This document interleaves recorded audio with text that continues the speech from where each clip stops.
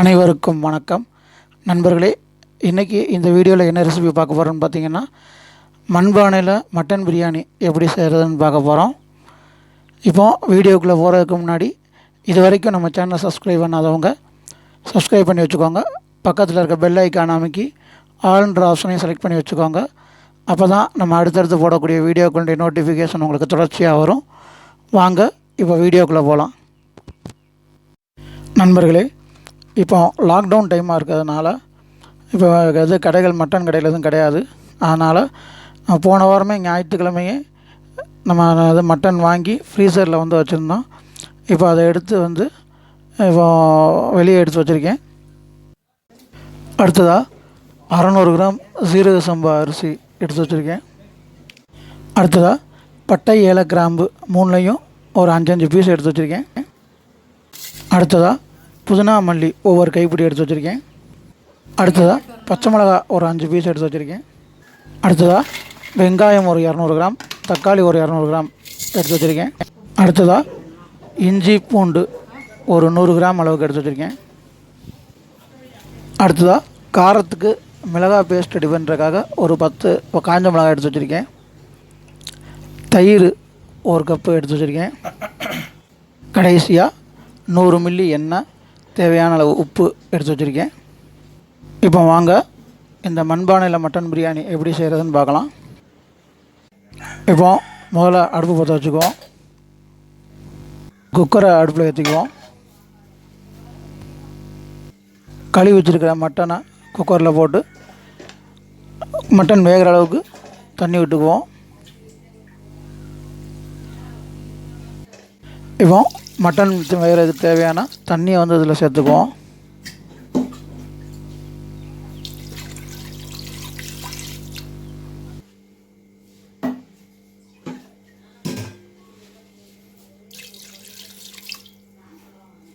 அடுத்ததாக பட்டை ஏலம் கிராம்பு 3லையுமே 3 பீஸ் சேர்த்துக்குவோம். அடுத்ததாக ஒரு ஸ்பூன் இஞ்சி பூண்டு பேஸ்ட்டு சேர்த்துக்குவோம். எல்லாத்தையும் மிக்ஸ் பண்ணி விட்டுட்டு குக்கரை மூடி மூடி ஒரு 7லேருந்து 8 விசில் வர வரைக்கும் அப்படியே விட்டுருவோம். இப்போ குக்கரில் மூடி விசில் போட்டு வச்சாச்சு.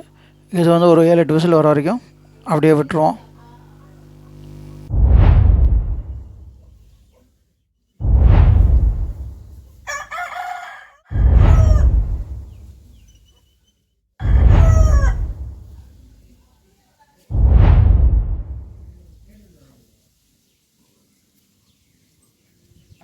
நண்பர்களே, அடுத்து பிரியாணி செய்கிறதுக்கான மண்பானை எடுத்து ரெடி பண்ணி வச்சுருக்கேன். இப்போ வாங்க நம்ம பிரியாணி செய்ய போகலாம்.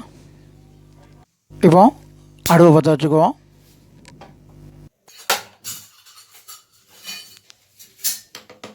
அடுத்ததாக எடுத்து வச்சுருக்க மண்பானையை அடுப்பில் ஏற்றிக்கலாம். இப்போ பானை நல்லா சூடாயிருச்சு. எடுத்து வச்சுருக்க 100 ml எண்ணெயை ஊற்றிக்குவோம். எண்ணெய் நல்லா காஞ்சதும் பட்டை ஏல கிராம்பு சேர்த்துக்கலாம். இப்போ எண்ணெய் நல்லா காஞ்சிருச்சு. இப்போ பட்டை ஏல கிராம்பு சேர்த்துக்கலாம்.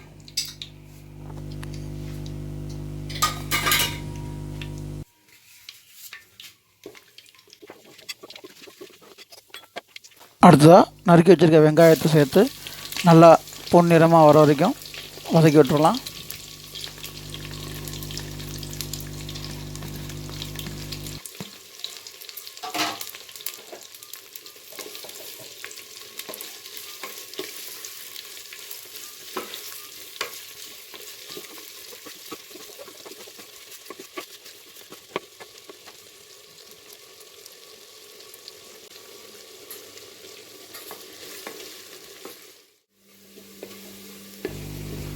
இந்த பாருங்க, வெங்காயம் நல்லா வதங்கிருச்சு.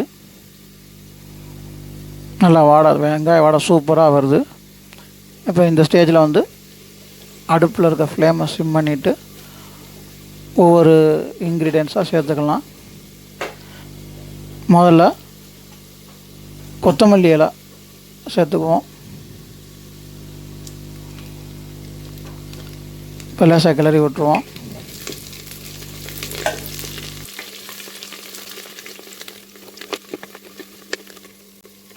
அடுத்ததாக எடுத்து வச்சுருக்க புதினா இலைகளை சேர்த்துக்கலாம்.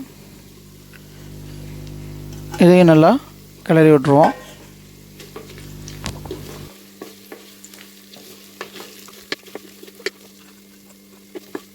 அடுத்ததாக ஒரு 5 பச்சை மிளகாய் சேர்த்துக்குவோம்.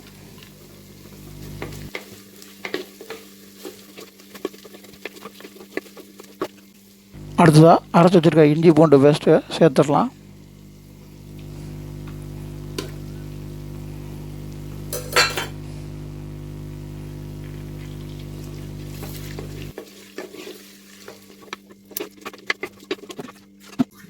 அடுத்ததாக அரைச்சி வச்சுருக்க மிளகாய் பேஸ்ட்டை சேர்த்துக்கலாம்.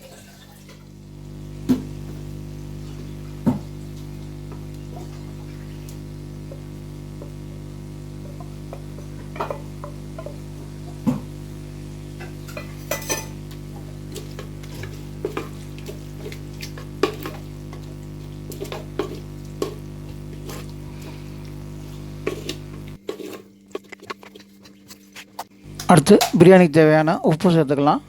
நான் வந்து ஒரு 1.5 ஸ்பூன் அளவுக்கு உப்பு சேர்த்துக்கிறேன். உப்பையும் சேர்த்து நல்லா கிளறி விட்டுடலாம்.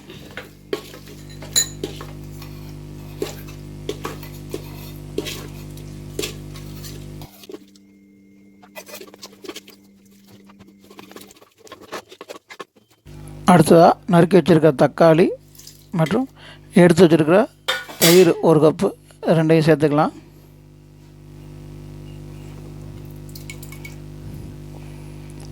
இப்போ ரெண்டையும் சேர்த்ததுக்கப்புறம் நல்லா மிக்ஸ் பண்ணி விட்டுட்டு அடுப்பை நல்லா ஹை ஃப்ளேமில் வச்சு தக்காளி நல்லா பச்சை வாடை போய் நல்லா மசிகிற வரைக்கும் ஒரு தட்டை போட்டு மூடி நல்லா வேக வச்சிடலாம்.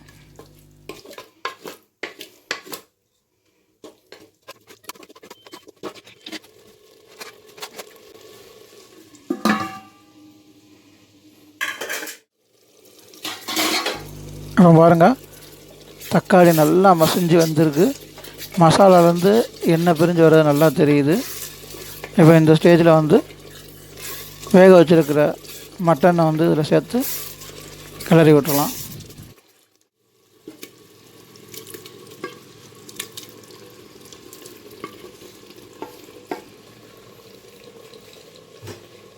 வேக வச்ச மட்டன் அதில் சேர்த்தாச்சு. இப்போ நல்லா மசாலாவோட நல்லா மிக்ஸ் பண்ணி விட்டுருவோம்.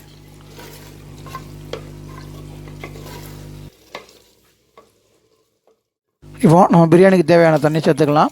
இப்போ நம்ம மட்டன் வேக வச்ச தண்ணி வந்து ஒரு 450 ml வந்து இருக்குது. நம்ம 600 கிராம் பிரியாணி அரிசி போட்டிருக்கோம், சீரக சம்பா அரிசி. இப்போ அதுக்கு வந்து 900 ml தண்ணி தேவைப்படுது. இப்போ 450 ml வந்து நம்ம மட்டன் வேக வச்ச தண்ணி இருக்கிறதுனால மேற்கொண்டு ஒரு 450 ml மட்டும் தண்ணி சேர்த்துக்குவோம்.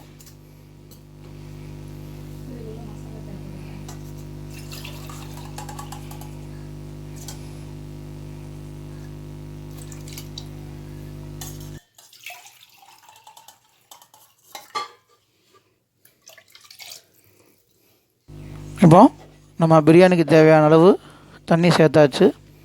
இப்போ லேசாக வந்து ஒரு கரண்டி வச்சு கிளறி விட்டுட்டு ஒரு தட்டை போட்டு மூடி ஒரு கொதி வர வரைக்கும் நல்லா கொதிக்க விடுவோம்.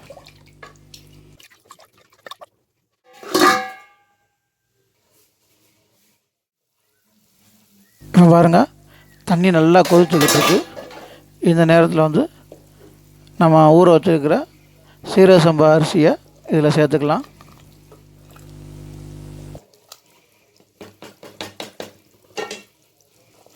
இப்போ நம்ம ஊற வச்சுருக்கிற இந்த ஜீரக சம்பா அரிசி அதில் சேர்த்துக்குவோம். இந்த ஜீரக சம்பா அரிசி எப்போ ஊற வச்சதுன்னு பார்த்திங்கன்னா, நம்ம அடுப்பு பற்ற வச்சு வெங்காயத்தை வதக்கிறதுக்கு முன்னாடி, நம்ம வந்து அடுப்பை பற்ற வைக்கிறதுக்கு முன்னாடி நம்ம ஊற வச்சோம். இப்போ ஒரு 1/2 மணி நேரமாக ஊறிக்கிட்டு இருக்குது. இப்போ அதை வந்து நல்லா லேசாக கிளறி விட்டுருவோம். கிளறி விட்டுட்டு ஒரு கொதி வர வரைக்கும் வெயிட் பண்ணுவோம்.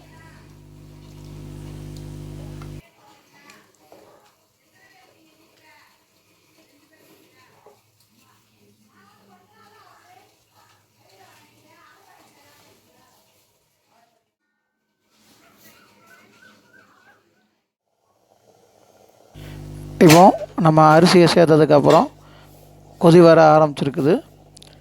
இப்போ இந்த ஸ்டேஜில் உப்பு, உரப்பு, புளிப்பு இதெல்லாம் எப்படி இருக்குன்றதை மட்டும் செக் பண்ணிக்கலாம்.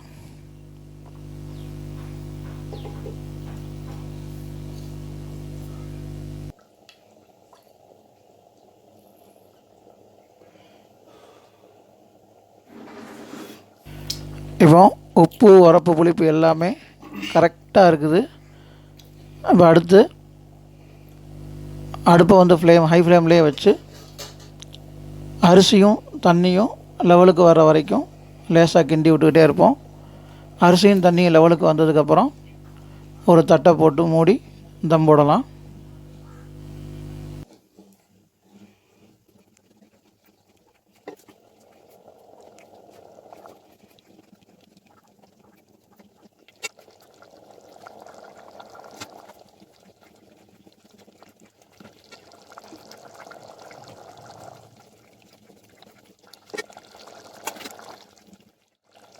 இப்போ அரிசியும் தண்ணி லெவலுக்கு வந்துருச்சு.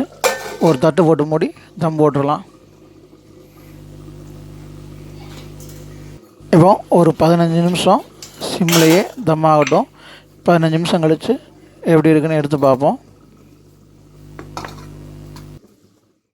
இப்போ நம்ம தம் போட்டு ஒரு 20 நிமிஷத்துக்கிட்ட ஆச்சு. எடுத்து தம் ஆயிடுச்சான்னு செக் பண்ணி பார்த்துடலாம்.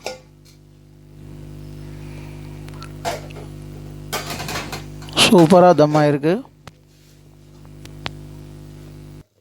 பாருங்கள் எப்படி சூப்பராக தம் ஆகிருக்குன்னு பாருங்கள். நான் கூட மண்பானையில் செஞ்சால் எப்படி வருதோன்னு நினச்சேன். ஏன்னா ஃபஸ்ட் டைம் இப்போ தான் நான் வந்து ட்ரை பண்ணி பார்க்குறேன். ஆனால் நல்லா சூப்பராகவே வந்திருக்கு.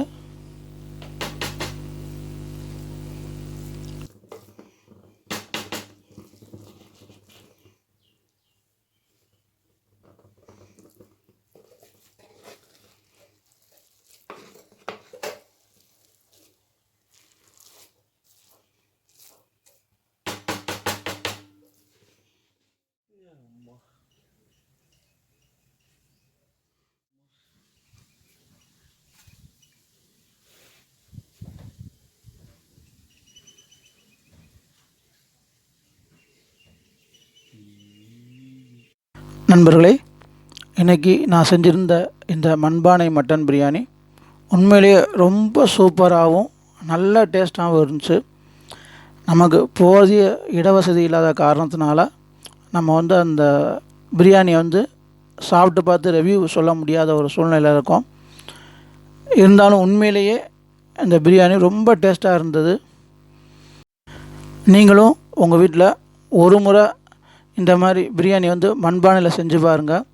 இந்த டேஸ்ட் வந்து உண்மையிலேயே வேறு லெவலில் இருக்கும். இந்த வீடியோ வந்து உங்களுக்கு பிடிச்சிருக்கும்னு நம்புகிறேன். இந்த வீடியோ பிடிச்சிருந்தால் லைக் பண்ணுங்கள், ஷேர் பண்ணுங்கள், கமெண்ட் பண்ணுங்கள். இது வரைக்கும் நம்ம சேனலை சப்ஸ்கிரைப் பண்ணாதவங்க அல்லது இப்போ தான் முதல் முறையாக நம்ம சேனலில் வீடியோஸ் பார்க்குறீங்கன்னா நம்ம சேனலை சப்ஸ்கிரைப் பண்ணி வச்சுக்கோங்க. பக்கத்தில் இருக்க பெல் ஐக்கானையும் அமைக்கி அதில் வர்ற ஆல்ன்ற ஆப்ஷனையும் செலக்ட் பண்ணி வச்சுக்கோங்க. அப்போ தான் நம்ம அடுத்தடுத்து போடக்கூடிய வீடியோக்களுடைய நோட்டிஃபிகேஷன் உங்களுக்கு தொடர்ச்சியாக கிடைக்கும். தொடர்ந்து எங்களுக்கு ஆதரவு தாங்க. உங்களை அடுத்து இன்னொரு நல்ல வீடியோவில் சந்திக்கிறேன். அதுவரை நன்றி, வணக்கம்.